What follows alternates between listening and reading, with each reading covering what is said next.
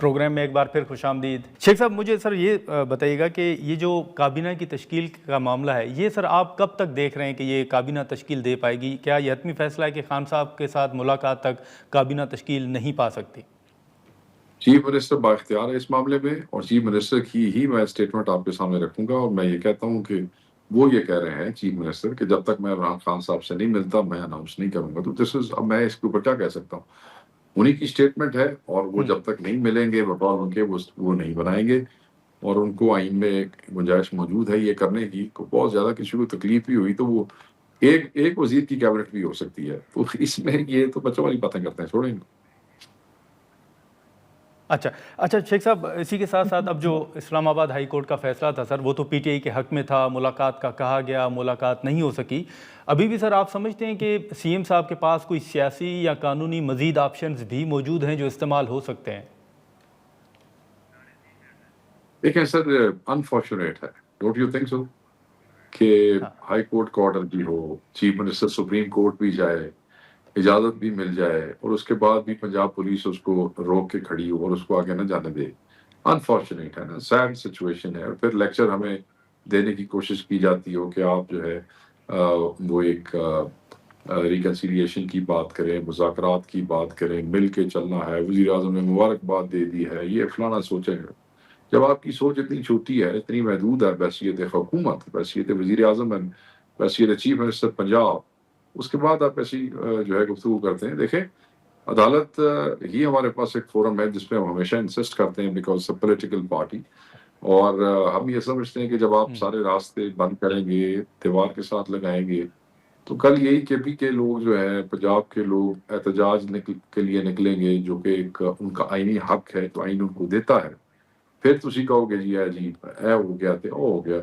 مطلب ہے وہ پرامن آئینی احتجاج جو ہے وہ بھی آپ کو بارے میں نہیں ہے۔ عدالتوں کے احکامات آتے ہیں، اس پہ عمل درآمد آپ نہیں کرواتے۔ پتہ ہی تسی چاہتے کی ہو میری سمجھ تو باہر، تسی یہ مطلب ملک کے ٹرموائل کرنا چاہتے ہو، تسی ملک نو جڑا ہے۔ ہاں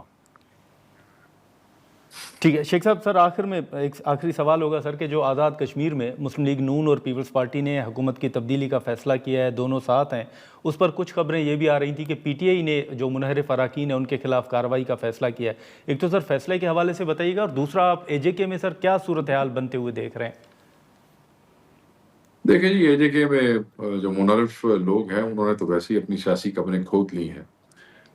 جی بی میں بھی ہم نے ایکشن لے لیا تھا، اور یہاں چھوٹ چکی جال اس پہ کوئی ایکشن لے رہے ہیں، وہ ایکشن بھی لیا جائے گا۔ اور سمپلی یہ وہ لوگ ہیں جو کل اپنے حلقوں میں منہ بھی نہیں دکھا سکیں گے، یہ تو ایک اس کا یہ اسپیکٹ ہو گیا۔ دوسرا یہ ہے کہ 2 سال سے انہوں نے جو ہے وہ الیکشن کمشنر نہیں لگایا تھا، اور بحیثیت اپوزیشن پاکستان تحریک انصاف ان کو لکھتی رہی کہ آپ چیف الیکشن کمشنر لگائیں، کیونکہ ہمیں جب بھی ہم الیکشن کمشنر آفس میں جاتے تھے الیکشن کمیشن کے پاس کہ ہمیں این او سی دیا جائے تاکہ ہم بحیثیت پارٹی پاکستان تحریک انصاف ہم کشمیر میں آپریٹ کر سکیں، تو باقی پارٹیوں کو دے دیا گیا این او سی، ہمیں یہ کہہ کے نہیں دیا گیا کہ جی چیف الیکشن کمشنر آئے گا تو تمہیں دے گا۔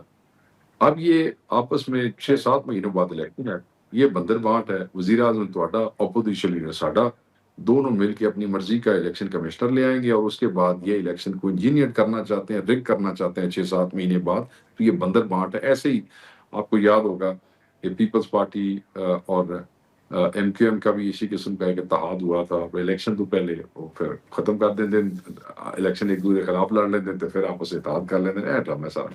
صحیح، ٹھیک ہے شکریہ سر وقت نکالنے کا، تھینک یو سو مچ۔ ناظرین، شیخ وقاص اکرم صاحب کی گفتگو آپ نے سنی، اور جو ایک فورس کے حوالے سے اور جو پی ٹی آئی کی اسٹریٹجی ہے یا جو اے جے کے کی صورتحال تھی اس حوالے سے بھی شیخ صاحب کا موقف آپ نے سنا۔ آج کے پروگرام میں اتنا ہی، اجازت دیجیے، اللہ حافظ۔